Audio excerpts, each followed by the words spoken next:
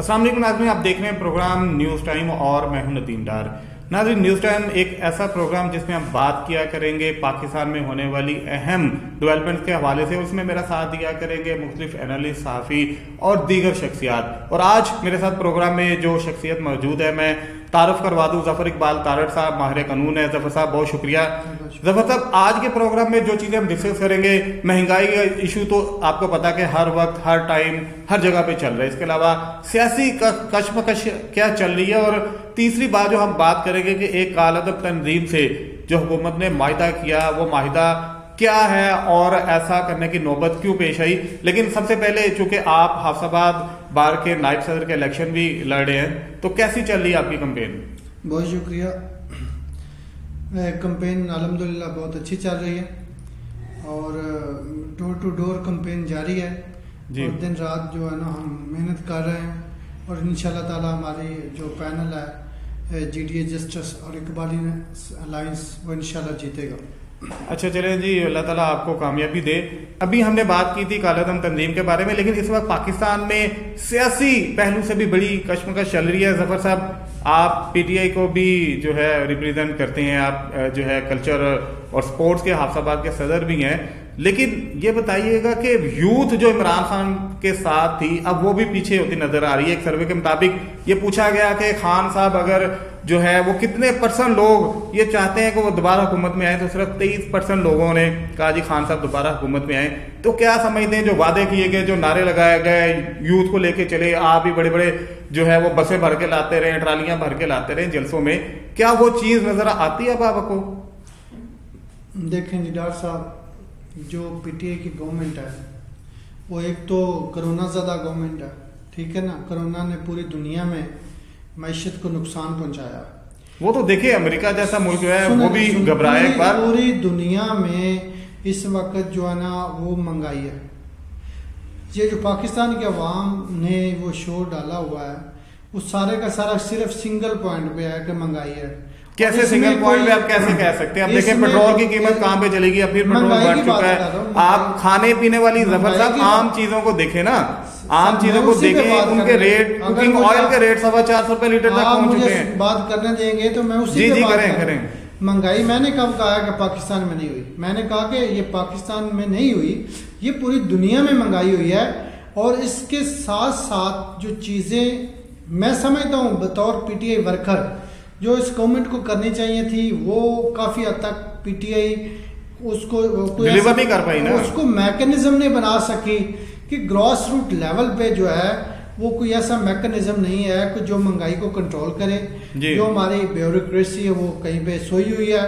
और इसके साथ साथ जो है जो पीटीआई के स्लोगन थे, जो उसमें अचीवमेंट हुई है, वो भी काबिल तारीफ है। कौन सी अचीवमेंट आप कहते हैं? कौन सी बताएं? देखें, एक तो सिलेबस साहब का आपको आपने दे दिया सिलेबस, 5वीं का प्राइमरी का सिलेबस हुआ, लेकिन अभी तक इम्प्लीमेंट तो नहीं हो सका ना। सिलेबस जो है वो हमने सबके लिए कोशिश कर रहे हैं, वो जब बन गया तो इम्प्लीमेंट भी हो जाएगा।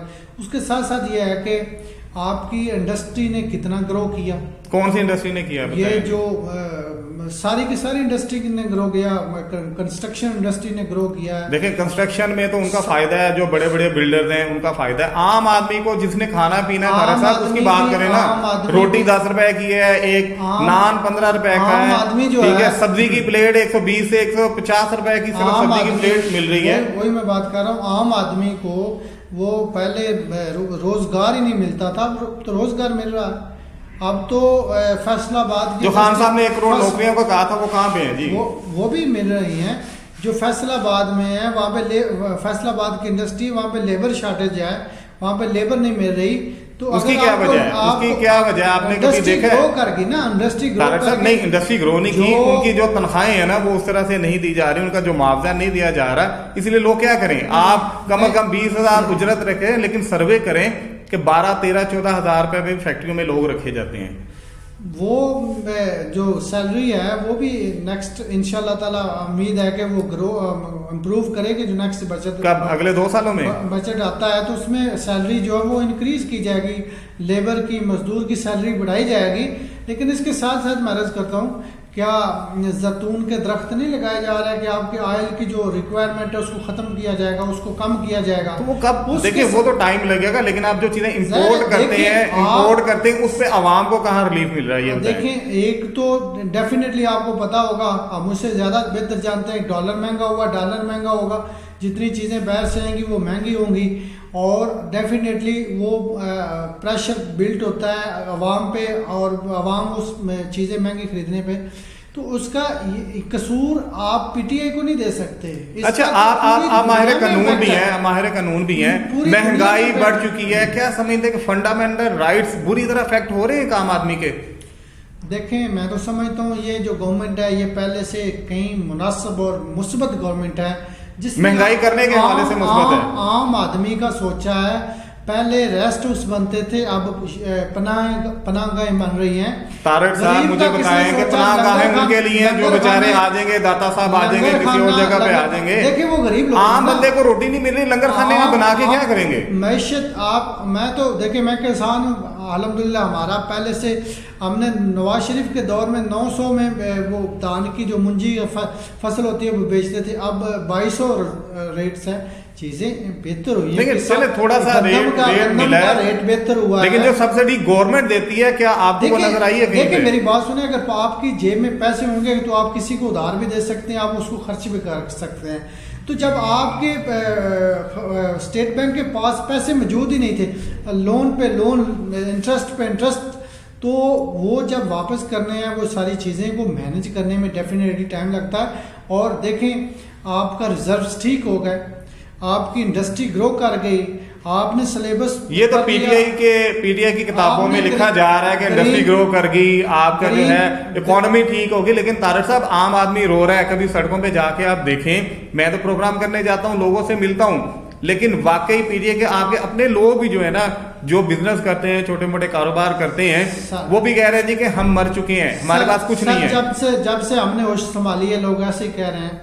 ये आपने कोई मतलब कोई अनहोनी बात नहीं की। नहीं, अनहोनी है ना। देखें मेरी तारक साहब, मेरी बात सुने, हम सुनते आए थे, देखते भी आए थे कि एक चीज की कीमतें 6 माह बाद बढ़ती थी, 1 साल के बाद बढ़ती थी। में कभी कोई चीजें बैक होते देखी, कभी प्राइस की इन्फ्लेशन जो आती है, महंगाई आती है, कभी कोई चीजें किसी गवर्नमेंट में, किसी दुनिया नहीं देखी, लेकिन इतनी तेजी से बढ़ती नहीं देखी ना। पेट्रोल की कीमतें बढ़ती थी 1 माह बाद, 2 माह बाद, हर यकम को बढ़ती थी, लेकिन अब तो किसी टाइम भी बढ़ जाती है। मेरी बात सुने, पेट्रोल जो है वो अभी 138 रुपए, ठीक है ना, 20 रुपए लीटर बढ़ा है 3 सालों में। ये नून लीग के दौर में 118 रुपए था। तो देखिए ना, आप 140 तक पहुंच चुका है। अब आप ये चीज चेक करें, क्या उस वक्त डॉलर की कीमत क्या थी, और उसके साथ आप ये चेक करें कि जो आलमी मार्केट में उसमें फ्यूल की प्राइस क्या थी, ये जरा चेक कर। अच्छा, आप यहाँ तक समझते हैं एक आम आदमी के तौर पे, एक कानूनदान के तौर पे, कि अवाम के साथ इंसाफ नहीं हो रहा? न्यूट्रली बताइएगा कि जो खान साहब ने दावे किए थे कंटेनर पे कि मैं महंगाई नहीं होने दूंगा आम आदमी के लिए, रोटी सस्ती होगी, नौकरियां 1 करोड़ मिलेंगी, 50 लाख घर मिलेंगे, कोई एक चीज इनमें से आपको नजर आई है? जो उनका मकान है वो भी बन रहे हैं, कहाँ पे बन रहे हैं बताएं? नौकरियां जब इंडस्ट्री, फॉर्म लाखों करोड़ों फॉर्म जमा हो चुके हैं। ऐसा तो होता ही नहीं ना कि आप गवर्नमेंट में करोड़ या 50 लाख नौकरियां दे दें। आपका मकसद था कि आपकी जो शोभा है, जिंदगी है, वो इम्प्रूव होंगे, और इम्प्रूव होने के साथ साथ डेफिनेटली लोगों को 2 साल से कम का अरसा रह गया गवर्नमेंट का, और अभी भी आपको पता है जो कश्मकश चल रही है, पीडीएम तक है, दूसरी सियासी जमातें जो हैं पीटीआई के अंदर अपनी दरार पड़ चुकी है, तो क्या समझते हैं 2 साल निकाल लेगी गवर्नमेंट? ये मैं तो समझता हूँ ये आने वाले 5 साल भी इनके होंगे। और मैं ये अर्ज करता हूँ कि जो पीडीएम थी वो उनका बयानिया ही कोई नहीं था, ठीक है ना। बयानिया क्या, कि कौन सा बयानिया कि आप अपने इदारों के खिलाफ, आप अपने लोगों के खिलाफ आप उनको बदनाम करें, और आपके जो बयानात हैं वो जब कलभूषण का case national court of justice में चल रहा हो जी, तो इंटरनेशनल कोर्ट ऑफ जस्टिस में चल रहा, तो आपके जो साबिक वजीर आजम है उसकी स्टेटमेंट इंडिया के लॉयर्स की आर्गूमेंट हो तो। अच्छा चले, जो खान साहब बातें करते हैं, मैं तो एक आम आदमी के हवाले से बात कर रहा हूँ, जो मैं सुनता हूँ कि खान साहब ने आके बड़ी उम्मीदें दी थी, हमने वोट दिए, लेकिन आप वो कहते हैं कि वोट देना भी हम जुर्म समझते हैं, कई लोगों से बात होती है, तो कैसे कैसे आप समझ सकते हैं कि गवर्नमेंट दोबारा आएगी या लोग ट्रस्ट करेंगे खान साहब पे, और खान साहब ने जिन लोगों को अपने साथ मुंतखब किया, क्या समझते हैं वो ठीक चल रहे हैं? देखिए, मैं समझता हूँ कि ये जो गवर्नमेंट है, जितनी मतलब मैंने पढ़ा है, जितनी मैंने पिछली साबिका गवर्नमेंट से देखा है, देखिए पीपल्स पार्टी के दौर में 22 घंटे लाइट नहीं होती थी, बिजली नहीं होती थी, ठीक है ना, उसके मतलब इंडस्ट्री बंद थी। आप पिछली गवर्नमेंट ने कभी कोई ऐसा और नहीं, नवाज शरीफ दौर में देखें इंडस्ट्री तो ग्रो की है ना, इसको तो देखें डेवलपमें हुई, आपको रोड्स बनी नजर आती हैं, ये एक आम आदमी कहता है, मैं नहीं कह रहा। नहीं सर, वो हुई थी स्पेसिफिक एरिया में। कौन से मसलन? लाहौर का कह लें, लाहौर, आप लाहौर से इस्लामाबाद मोटरवे बना, कराची मोटरवे बना, फैसलाबाद मोटरवे बना, आपको वो चीजें अभी तो मेरा शहर हाफिजाबाद है, और हाफिजाबाद के वहाँ पे सायरा अफजल मिनिस्टर रही है।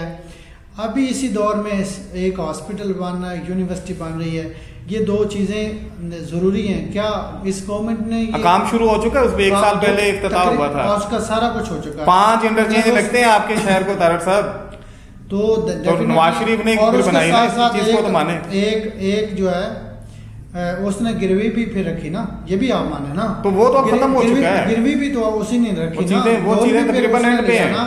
फिर उसने वो जो लोन लिया, फिर वही वो बरूने मुल्क लेके चला गया ना।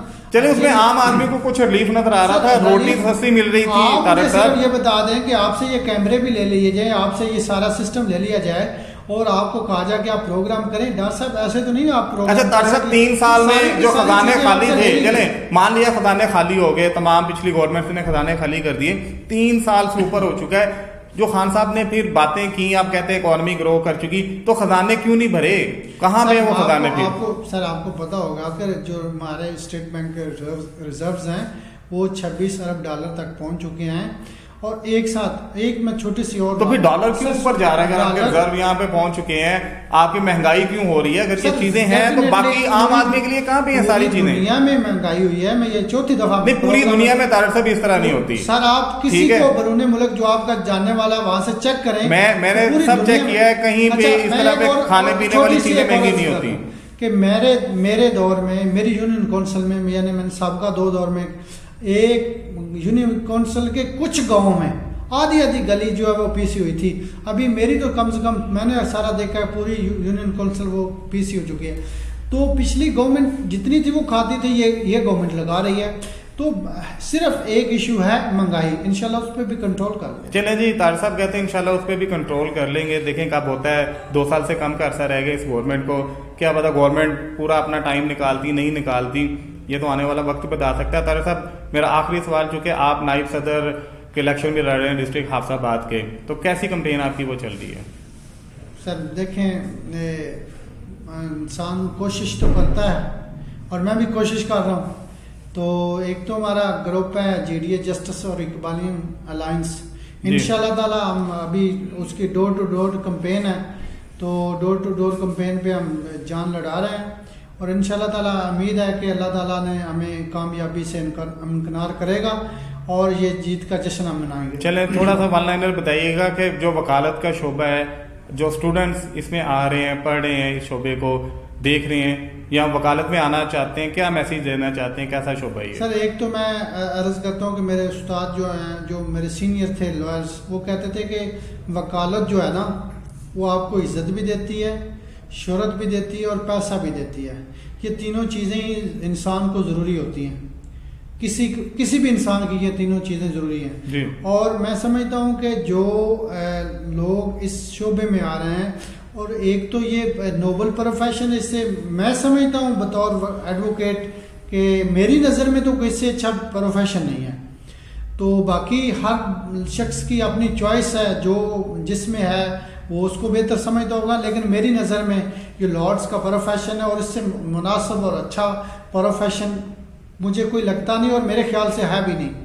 और इसके साथ मैं अर्ज़ करता हूँ कि जो मैसेज है मेरा वो यंग लॉयर्स के लिए, जो मतलब जो स्टूडेंट हैं लॉ के, एक तो अपना जो स्टडी है उसको प्रॉपर उस पर फोकस करें, और बजाय इसके कि वो आप कोर्स में आए, बार में आए और आते ही पॉलिटिक्स शुरू कर दें, वो अपनी वकालत पे फोकस करें, पॉलिटिक्स जो है वो इंशाल्लाह ताला वो उनका पीछा करेगी। जब वो अच्छे वकील होंगे तो सियासत वैसे ही उनके पास आ जाएगी।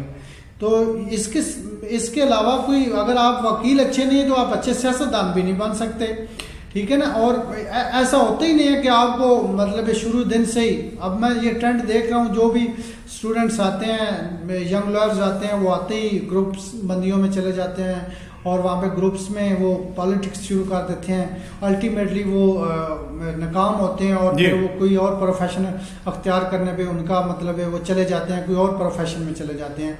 तो मेरा मशवरा ये है कि उनको, ये मेरी तजवीज़ भी है कि अगर वो वकालत पे फोकस करेंगे तो एक टाइम आएगा सियासत खुद उनके पीछे आ जाएगी। सियासत भी आपके पीछे आ जाएगी। अगर आप जज बनना चाहते हैं तो अच्छे वकील होंगे तो अच्छे जज बन सकेंगे।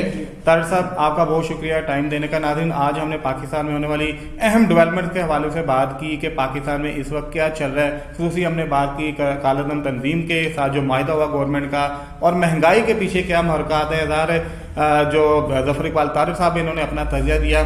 आप भी अपने फीडबैक से आगाह कीजिएगा और देखते रहिए न्यूज़ टाइम। Thank you.